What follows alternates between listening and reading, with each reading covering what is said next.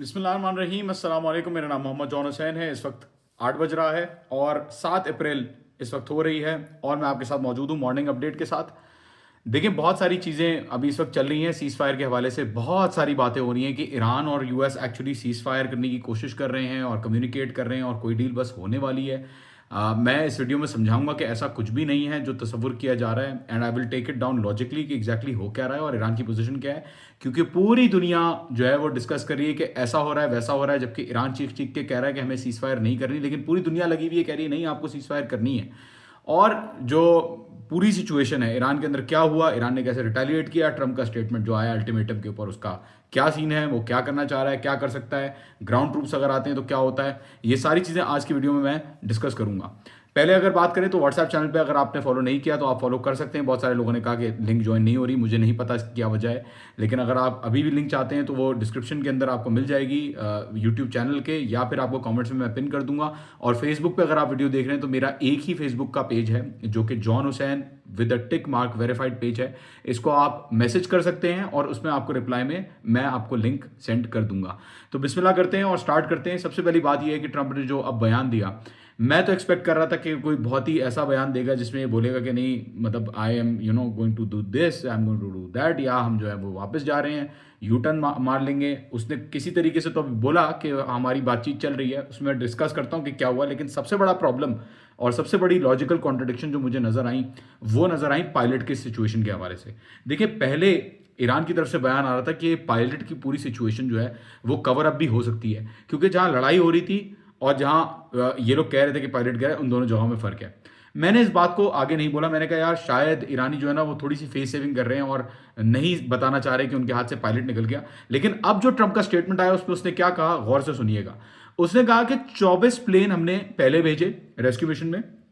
खुजिस्तान के अंदर जो पायलट जो जहाज हिट हुआ और जो गिरा, और पायलट जो वहां पे थे दहदश के एरिया में, क्योंकि मैंने वीडियो भी आपको ट्विटर पे लगा के दी कि यहाँ पे लड़ाई हो रही है, लड़ाई चल रही है। तो मुझे ये अंडरस्टैंडिंग थी कि सारा जो ये सिनेरियो हो रहा है वो खुजिस्तान के रीजन में ही हो रहा है जहां पे जहाज गिरा है, जहां पे पायलट है। अब अल्लाह ताला की तरफ से ये पायलट जख्मी पोजीशन में किस तरीके से 500 किलोमीटर दूर इस्फहान के अंदर पाया गया, ये सबसे बड़ा सवाल है। क्योंकि अब जो लड़ाई हुई उसके अंदर जो भी चीज हो रही थी वो तो ट्रंप तो कह रहा है कि इस्फहान से हम लोग लेके आए हैं। कैसे वो जख्मी होके गया, अल्लाह माफ करे, हॉलीवुड भी मेरे ख्याल में कॉपी करके इस आइडिया को मूवी नहीं बनाएगा। बॉलीवुड के लिए हम छोड़ देते हैं, बॉलीवुड जरूर उस पर काम कर सकता है। मुझे नहीं लगता है जो स्टोरी है उसको हॉलीवुड भी कॉपी करेगा। मतलब वो पायलट, दो पायलट अलग अलग जगह पे, एक बिल्कुल अलग दूसरा बिल्कुल अलग चला गया, और उनको बचाने के लिए वो पहले जख्मी होके उसने पहाड़ चढ़ा, वो केव के अंदर एक दिन छुपा रहा, उसने ट्रांसपोर्टर ऑन किया, इनको सबको नजर आ रहा था कहाँ है, चले ठीक है तो मान लेते हैं नजर आ रहा था कहाँ है, इनको पता होगा। लेकिन उसके बावजूद जो ये इतने सारे जहाज भेजे, 24 जेट भेजे पहले मिशन में, और 155 एयरक्राफ्ट भेजे जिसके अंदर 4 बॉम्बर, 64 फाइटर, 48 रिफ्यूलिंग टैंक्स और 13 रेस्क्यू एयरक्राफ्ट थे। ये इतने सारे जहाज आप एक पायलट को बचाने के लिए भेज रहे हो, उनको एंडेंजर कर रहे हो, it doesn't operationally make sense first of all. और ये इतने सारे ट्रूप्स क्यों आ रहे हैं, इतने सारे ट्रूप्स आप क्यों भेज रहे हो जब एक एयर रेस्क्यू मिशन है? ठीक है, थोड़े बहुत ट्रूप समझ में आता है, लेकिन ये जो C-130 है ये कैरी कर सकता है अराउंड 128 ट्रूप्स, और इतने सारे जहाज जो आ रहे हैं वो किस चीज के लिए आ रहे हैं? तो ईरान ने पहले मौकफ दिया कि भाई ये जो इस्फहान के अंदर जो न्यूक्लियर फैसिलिटी है उसके अंदर जो इंडस स्टॉकपाइल है उसको लेने के लिए शायद ये लोग आए हैं। और अब मुझे ये लगता है, क्योंकि देखें इसके अंदर 500 किलोमीटर का फासला है पूरे एरिया के अंदर, और जो लोकेशंस हैं उसके अंदर अब डिस्क्रिपेंसी आ गई है। पहले भी इनका अपना खुद का मीडिया भी कह रहा था कि यहाँ पे जो है वो सर्च जारी है, लड़ाई हो रही है, और जो लोकेशन है वाकई जो इंपैक्ट की लोकेशन है जहाज की वो भी खुजिस्तान ही है। पायलट अब बहरहाल कैसे पहुंच गया, कहाँ गया, आई डोंट नो इसके अंदर क्या है, लेकिन क्लियरली लगता है there something fishy going on, और शायद वो वाकई न्यूक्लियर के लिए आ रहे थे वो, लेकिन वो प्लान फेल हो गया। और इन लोगों ने 1 घंटे तक प्रेस कॉन्फ्रेंस के अंदर एक दूसरे को हार पहनाया। इसको बुखार, अरे बुखार नहीं है। सब ने, ये Donald Trump, Dan Caine CIA का डायरेक्टर और पीट हेग्सेथ, ये एक दूसरे को बस हार पहना रहे थे पूरा टाइम। इसके अंदर क्या क्या कहा गया, इसके अंदर कहा कि रिजीम चेंज जो है हमारा कभी भी गोल नहीं था, और रिजीम चेंज तो हो गई है वहां पे, और अभी हम लोग बातचीत कर रहे हैं।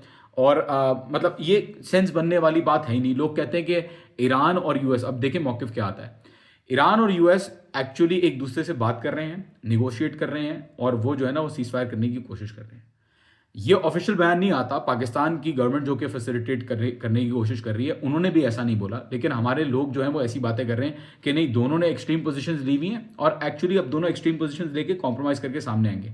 भाई पहली बात तो ये है कि नेगोशिएशन जरूरी नहीं है, कि खुदा का कोई लिखा हुआ कलाम नहीं है कि नेगोशिएशन होगी।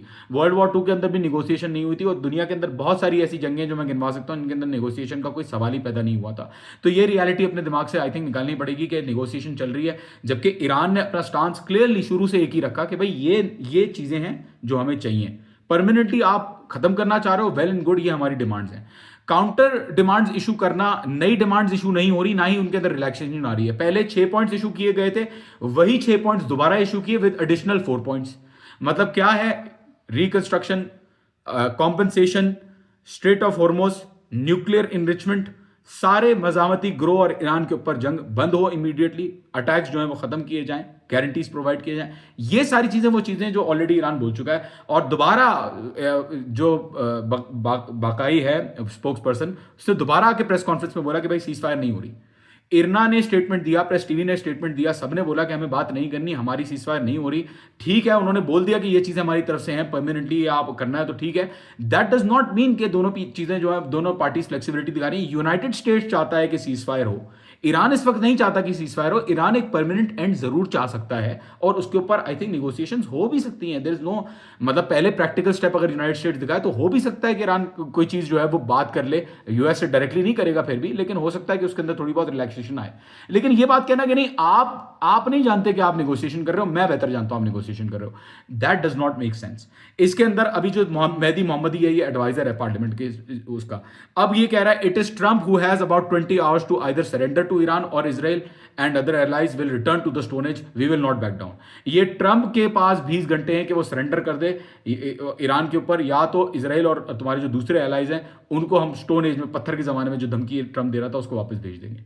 तो अटैक्स, अच्छा अटैक्स भी जा रहे हैं। होता है ना कि बीच में बात चल रही है तो अटैक्स कोई कम हो, अटैक्स कोई कम ही नहीं हो रहे। पेट्रोकेमिकल फैसिलिटीज के ऊपर अटैक्स अभी भी चल रहे हैं। मतलब आप देखें कि पहले मैं शहर के अंदर जो ईरान की सबसे बड़ी पेट्रोकेमिकल फैसिलिटी है उसको अटैक किया गया, मैं डिस्कस कर चुका हूं ऑलरेडी। अब जो दोबारा रिन्यूड अटैक्स हुए, उसके अंदर कहां का अटैक्स हुए? आज जो अटैक्स हुए हैं वो आसूलिया के अंदर जो साउथ पार्स की जो प्लांट था उसके ऊपर अटैक हुआ।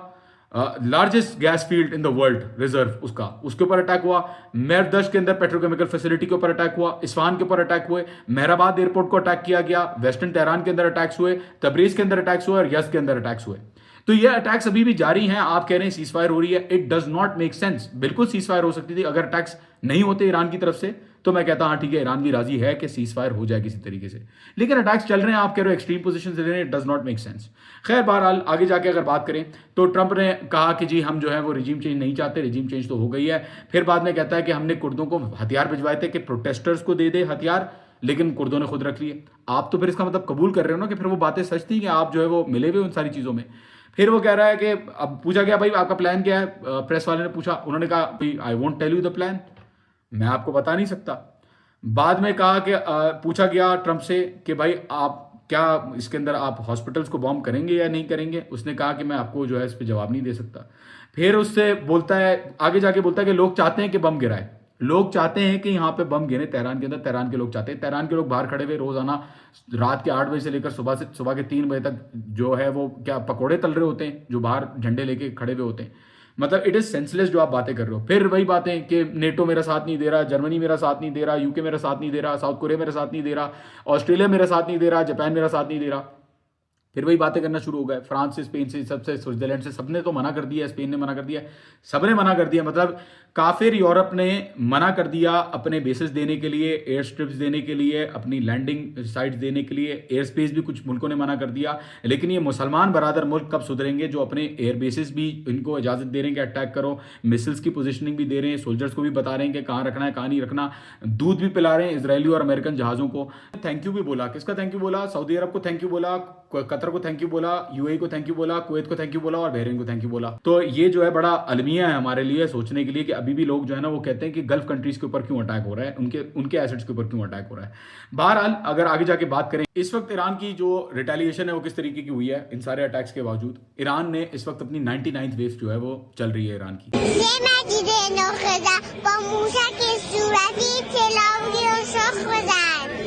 मैं आपसे बात कर रहा हूँ अभी सुबह का टाइम है, अभी चीज़ें जो है वो इकट्ठा हो रही हैं। मैंने आपको पहले बताया था कि साबिक के ऊपर अटैक हो सकता है। मैंने क्लियरली आपको कल की वीडियो में बताया था कि साबिक एक लिस्ट के अंदर, इनकी लिस्ट के अंदर है और इसके ऊपर अटैक हो सकता है। अगर आपने सुन लिया था, वेल एंड गुड, नहीं सुना था और आप अगर वहीं हैं तो I am sorry for that, but वहाँ पे अटैक हुआ है, बहुत बड़े पैमाने पे अटैक हुआ है। लेकिन उससे पहले, उसको डिस्कस करने से पहले मैं इसराइल का बताता हूँ। इसराइल के अंदर पेट्रोकेमिकल फैसिलिटी को निशाना बनाया गया है। तेल अवीव के अंदर जो है वो मिसाइल्स इंपैक्ट देखी गई हैं। हाइफा के अंदर मिसाइल्स इंपैक्ट देखी गई हैं।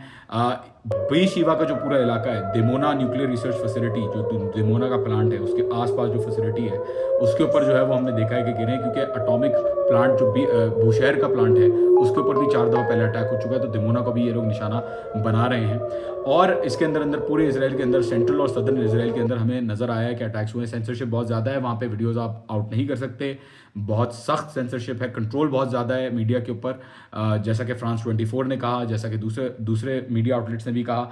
तो वहाँ से जो है वो ज़्यादातर चीज़ें सामने नहीं आती, इक्का दुक्का स्पार्स वीडियोस जो आती हैं वो मैं दिखाता रहता हूँ। और जो हाइफा के अंदर या कहीं और सिविलियन इलाके में होता है तो वो तो खुद दिखाते हैं कि हमारे सिविलियन इलाकों को डैमेज कर रहे हैं, वो वीडियोज़ रिलीज़ कर देते हैं। बहरहाल अगर आगे बात करें, इसराइल को हमने डिस्कस कर लिया है।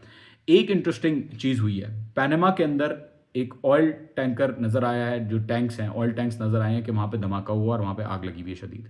ये क्यों हो रहा है? बहरहाल ये आई डोंट नो। खैर, अब जो मिडिल ईस्टर्न ममालिक हैं, बरादर मुसलमान मुल्क, अली अल सालिम कुवैत के अंदर हिट किया गया। वहाँ पे अमेरिकन थे, कहा गया है सिपाही पासदारान की तरफ से कि अमेरिकन थे, वहाँ पे हमने हिट किया।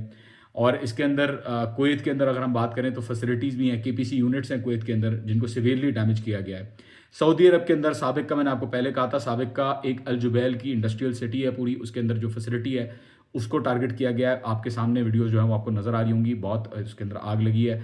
जुबैल इंडस्ट्रियल जोन जो है, इसकी 60 मिलियन टन्स की पैदावार की कैपेसिटी है और 6 से 8% ये पूरा जो एरिया है, एरिया, फैसिलिटी की बात नहीं कर रहा, एरिया 6 से 8% जो है वो दुनिया की पेट्रोकेमिकल प्रोडक्शन के लिए रिस्पॉन्सिबल है। सऊदी अरब का जो साबिक है, ये इसके अंदर अमेरिका के बहुत बड़े पैमाने पे शेयर्स भी बताए जाते हैं और यहाँ पे अटैक्स हुए हैं, नो डाउट। बुरुज यूएई के अंदर, वहाँ पे उनकी फैसिलिटी के ऊपर डैमेज हुआ है, वहाँ पे भी आग लग गई है। और दुहुक इराकी कुर्दिस्तान के अंदर, यहाँ पे जो है वो अटैक्स हुए हैं, यहाँ पे हमने देखा है कि डैमेजेस हुए हैं। बहरीन के अंदर भी सायरन्स बजे हैं, उसकी डिटेल्स जब आती हैं तो मैं आपको बता दूंगा नेक्स्ट अपडेट के अंदर। लेकिन अभी तक की सूरत हाल में ये अटैक्स बहरहाल ईरान की तरफ से चल रहे हैं। सीज फायर की प्लानिंग नहीं कर रहा है ईरान, मेरी नज़र में ईरान जंग की तैयारी कर रहा है। क्यों जंग की तैयारी कर रहा है? 1,20,00,000 ईरानी इनरोल हो चुके हैं अभी तक अपने आप को जंग में इन्वॉल्व करने के लिए। इसके अंदर आपको वीडियो नज़र आ रही होगी कि ये जो बलोच हैं, ये बलोचिस्तान एरिया के, ये जो है वो नज़र आ रहा है कि वो पार्टिसिपेट कर रहे हैं इसके अंदर और बाहर आए हुए हैं लड़ने के लिए। तो ईरान जो है वो ये पॉसिबली देख रहा है कि ट्रंप हो सकता है 3-4 जगहों पे अटैक करे और बोले कि भाई मैंने अटैक्स कर दिए हैं, अब हमारा मकसद पूरा हो चुका है। जैसे फोर्दो के ऊपर वो कह रहा था कि न्यूक्लियर हमने तबाह कर दिया है, इस बीच में भी बोला न्यूक्लियर तबाह कर दिया है लेकिन बहरहाल न्यूक्लियर के लिए अभी भी वो अड़ा हुआ है। तो हो सकता है वो एक फेस सेविंग करे इस तरीके की, और हो सकता है कि अटैक्स जेन्युइनली भी हों, बहुत बड़े पैमाने पे हो, लेकिन फिर हमें नज़र आ रहा है कि अल फहद कॉजवे फॉर एग्जांपल जो है उसको निशाना बनाया जा सकता है, दूसरी फैसिलिटीज़, इंफ्रास्ट्रक्चर्स को निशाना बनाया जा सकता है इसराइल के अलावा।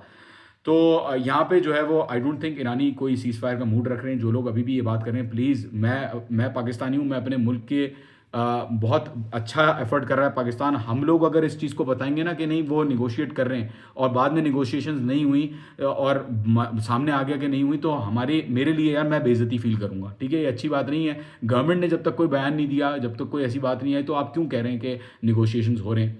और इसके अंदर जब एक पार्टी नहीं चाह रही निगोशिएशन करना, तो आप क्यों बार बार उसको कह रहे हो कि निगोशिएशन आप कर रहे हो? तो देखें, इंशाल्लाह लेट्स होप कि क्या होता है। 5 बजे सुबह की जो पाकिस्तान की वेडनेसडे है, वो है अल्टीमेटम की डेडलाइन, उसमें देखते हैं कि क्या होता है। मैं कोशिश करूंगा कि आपके साथ उस टाइम पे आऊं और हम लोग लाइव डिस्कशन करेंगे क्या हो रहा है क्या नहीं हो रहा, क्योंकि इंटेंस सिचुएशन होगी। बहरहाल मुझे दूसरी चीज़ें भी देखनी होंगी, लेकिन इंशाल्लाह till next update, see you soon at night 9:30 इंशाल्लाह। खुदा हाफिज़।